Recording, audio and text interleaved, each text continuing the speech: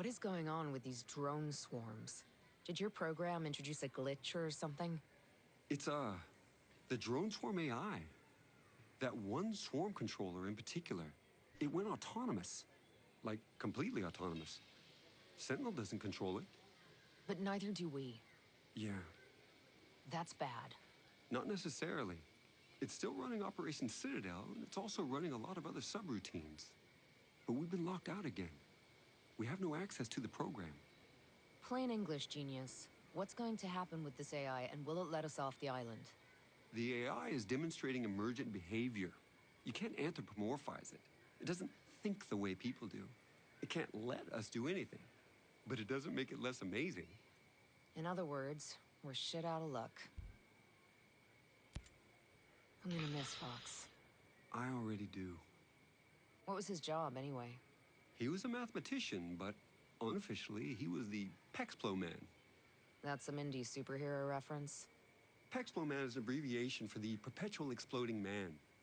It's the title of an old sci-fi novel we both read. It's about a telepathic private eye, very inside joke. We called Fox Pexplo Man around the office because he was just so enthusiastic. His reaction to every good idea was like his mind was blown. Yeah, I'm surprised he kept Ayana being his source a secret. I figured he'd brag about something like that. He had a good spirit, you know, but it shows you. You never really know another person, what they're thinking. Unless you're a telepathic private eye. Yeah, Pexplo Man. I suppose you got tricked into inviting private military contractors to Auroa. Well, I mean, not exactly. We're self-governing. You used to be.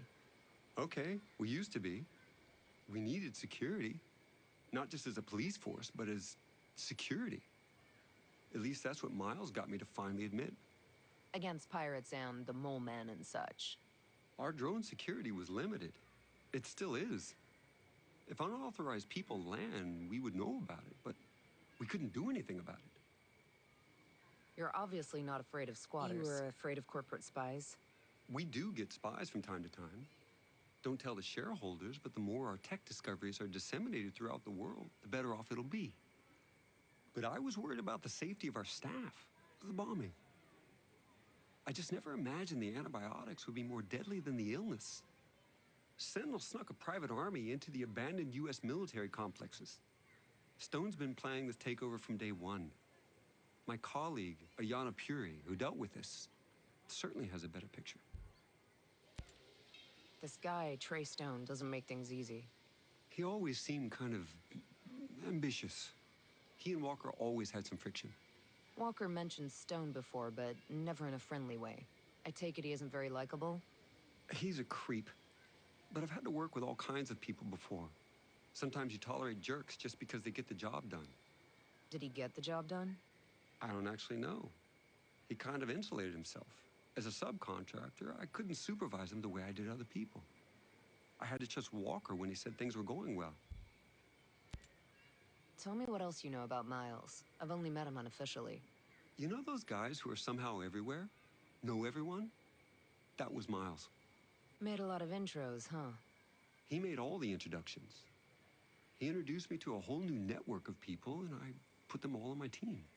He sounds like the kind of government contact an entrepreneur would love to have. I'm not an idiot. I knew he had his own goals. I just never imagined they'd include taking over my own company. Hey, at what point did you stop being a part of Walker and Stone's plan? I told you. They took the company from me. And that's why you ran? They were supposed to be running their test of the lethal drones out in the Thar Desert in Rajasthan. Instead, they tested their linchpin models. What's a linchpin model? Their idea is that killing a key individual, a linchpin, will put a chain of events in motion that will cause a desired outcome. Like killing Franz Ferdinand started World War I. They wanted to start some chaos between India and Pakistan. The models were flawed, but it almost worked. I tried to put a stop to it. That's why they took over. That's why I had to run. Walker's dead. You? Yeah. If Walker's dead, why are we still hiding in a cave? He was middle management. Stone's still out there working with Miles and who knows who else. Citadel's still operational. This is far from over. You were friends, right? I don't know what to say. He wasn't really. I know what you mean. We could spend all day listing his sins, and we'd still have plenty more to check off tomorrow. Let all bitterness and wrath and anger and clamor and slander be put away from you, along with all malice. You know that one from memory? You don't get rich trying to be right all the time. I've had to forgive a lot of people, and I've had to ask for forgiveness too. We still have a ways to go, but what do you plan to do when this is over? You mean with Auroa? With Skeltech? Assuming Miles is out of the picture. You're assuming I don't go to prison. I thought the whole idea of you being out here was that you were self-governing. I mean, we escaped some regulations, but we still have holdings all over the world. And the lawsuits. I'm sure the families of my employees are already filing them from countries all over the world. Hey, Genius. I always thought you were more of a pacifist. It's a shame you had to start making lethal drones. I was naive, I guess. I always hoped for the best out of people, you know? And a bomb goes off, and I meet the wrong person at the worst time. I bought their logic that if you want peace, carry a big stick line of reasoning. Stone even said, doesn't God have his avenging angels guarding the gates of paradise? It never felt right here. We're building heaven on earth. And we're not gods. Is that why you kept it a secret, Project Omega? Because, you know, some people might look at it as a PR shield, keeping the image of a pacifist whilst making money on weapons. PR is important, but you don't wear a seatbelt because you're planning to get into a car crash, right? You have to be cautious. Right. The Outcast bombing must have hit you pretty hard. Maybe you read about it. I lost my wife in the September 11th attack on the World Trade Center. Sorry, I didn't know. I guess I can't blame you for bringing in Stone and Sentinel. Do you know what it feels like to lose someone? Yeah, I do. You get all torn up inside. You get to feel like you're falling, but it's an endless fall. You grab hold of anything you can. So, what am I grabbing hold of now? I don't know. Us. We need you, Nomad. But you probably need us every bit as much. Hey, I've been hearing about that World 2.0 stuff, and maybe the world needs a software patch. But a utopia? Really? People out there in the rest of the world, they think the Earth's dying. They have this belief in scarcity. They think that we'll run out of energy, out of space, or out of water, or anything. And that makes every day a crisis. And World 2.0 would fix that crisis?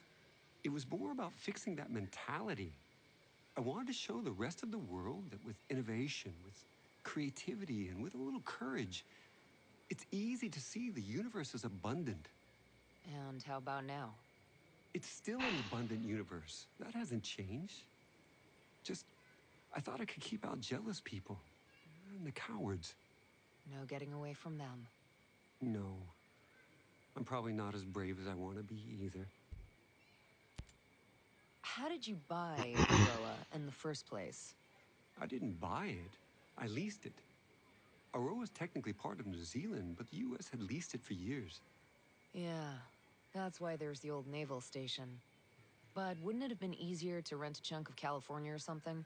I'm sure there's a big stretch of the Mojave that nobody wants. Yeah.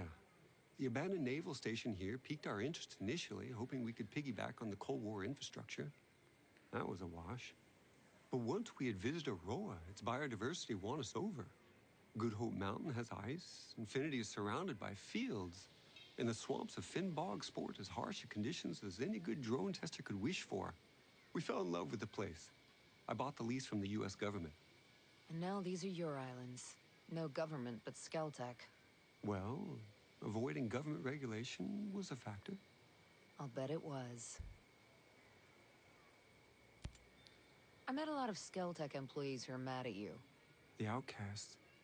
Sentinel hasn't taken care of them yet?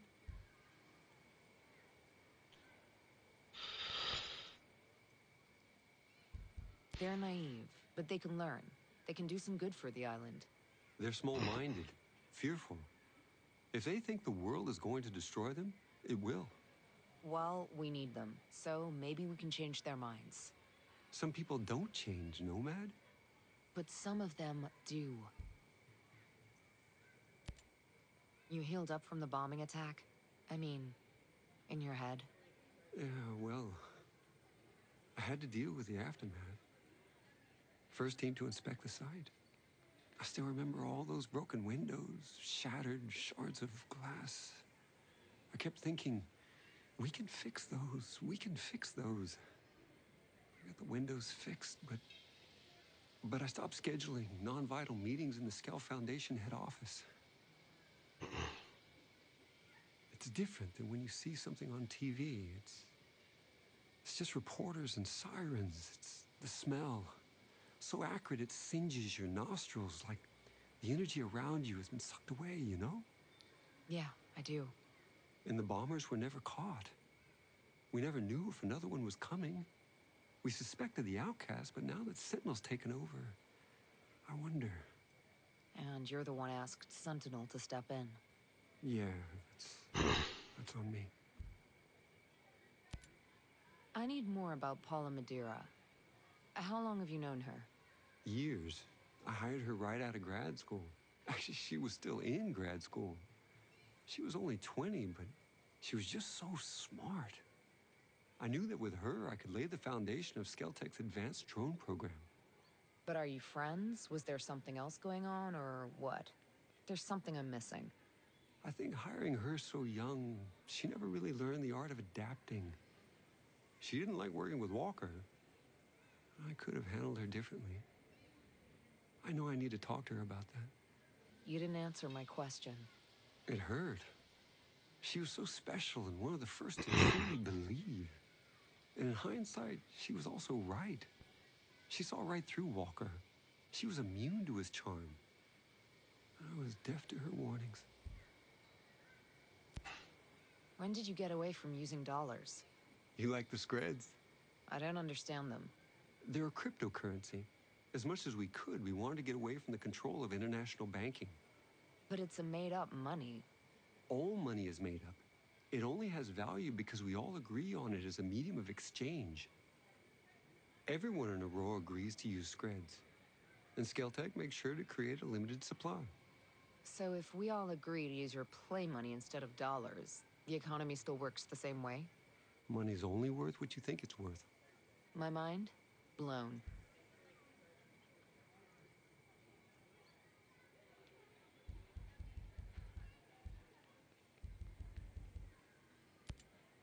I get that Maddox ain't exactly warm and friendly, but why do people hate her? They don't hate her as much as they fear humanity's evolutionary destiny. Whoa. That sounds a little intense, even for you. Grace Maddox is in charge of Skell-Tech's transhumanist research, Project Deus. Yeah, on a personal level, she's not, fun. She's also really into herself. Sure, she's really effective. I gave her a huge budget. She wants more. You give it to her? Ayana Puri, my CFO, wouldn't let me. So Maddox cut costs. Instead of spending the time to perfect a true quantum computer, she developed a DNA-based computer that behaves like a quantum computer. And you know what she's doing with that.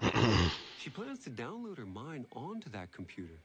I know it sounds a little crazy and unbelievable, but someone will do it. And she should be first.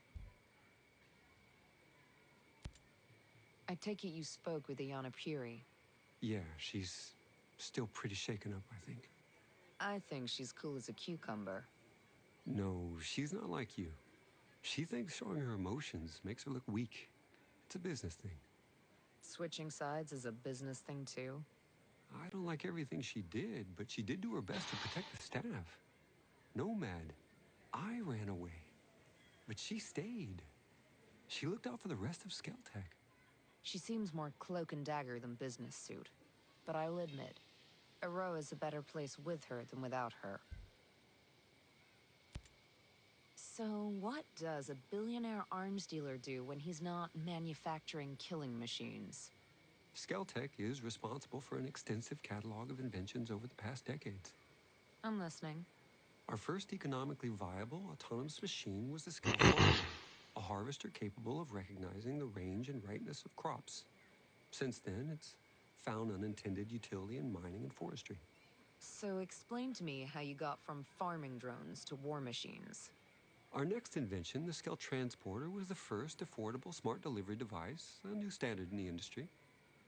The Skell Doctor may interest you, an advanced cousin specialized to carry sensitive medical supplies. You could easily shoot one out of the sky to steal its payload. Could be useful. Our Cherubim City and Sky models behave like mobile CCTVs, capable of facial and behavioral identification, and alert authorities in real time. I suggest you steer clear of them if you want to move undetected. I'll keep that in mind. My point is that I have dedicated my life to improving the human condition and relieving the population from the crushing weight of repetitive work. Well, let's see if we can make sure your legacy's intact at the end of this. Genius. I need you to tell me everything you can about all the lethal drones out there. Of course. Anything I can do to help undo what I've done. It all started with two basic military training drones.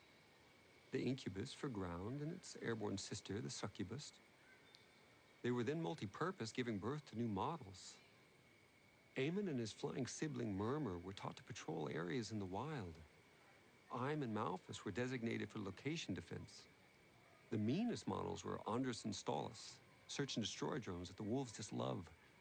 I'm sure they're all perfectly tailored for whatever Walker's got in mind. Go on. Behemoths are massive tank-like machines with incredible firepower. You'll mostly find them guarding infrastructure and strategic assets. Azraels, on the other hand, are long-range, high-altitude spy drones. They're capable of recon over a wide array of land and utilize heat sensors and pattern recognition to identify threats and intrusions. They aren't very well suited for battle, though. They mostly just point out targets so that strike forces can do the dirty work. Thanks, Genius. Wish me luck. Explain something to me. This Titan program. Why in the hell would you think it was a good idea to build giant killing machines? Aren't lethal drones enough? I recognize that smaller drones are already deadly and far more cost-efficient, but I was influenced. Walker? He was always complaining that the existing drones didn't have enough media presence. These days, wars are fought on television screens. He wanted titans that could exude charisma and raise hope and simultaneously suffocate the spirit of a nation. Sounds charming. I find that once I'm given a task, my inspiration is fueled by the vacuum. I knew that what Walker wanted was entirely unnecessary for counterterrorism, but I got carried away. Now I shudder to imagine what he intended the whole time. You're not the only one.